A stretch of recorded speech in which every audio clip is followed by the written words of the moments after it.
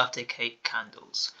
You are in charge of the cake for a child's birthday. You have decided the cake will have one candle for each year of the total age.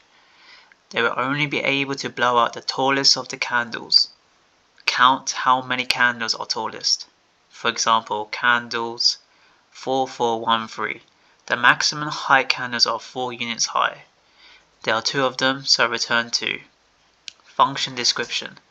Complete the function birthday cake candles in the editor below.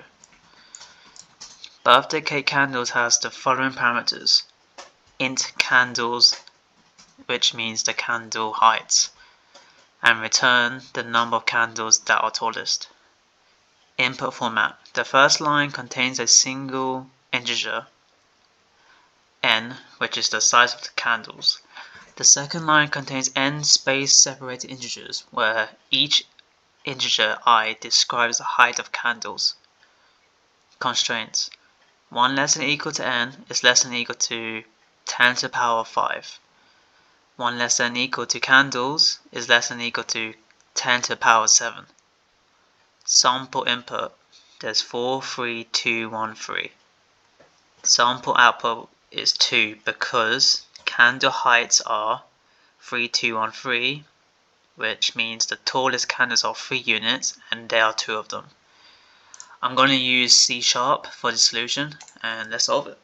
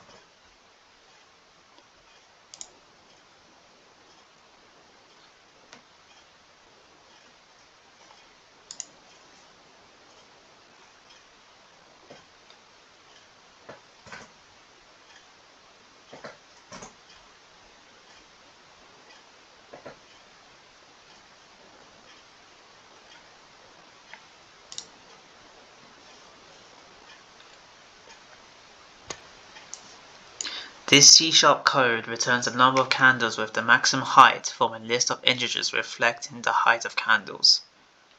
The function birthday cake candles takes a list of integers candles as input. It initializes a count variable to 0 and finds the maximum height of the candles using the max method of the list class. Then it iterates through each element in the candles list using a foreach loop. If the height of the current candle equals the maximum height found earlier, it increments the count variable.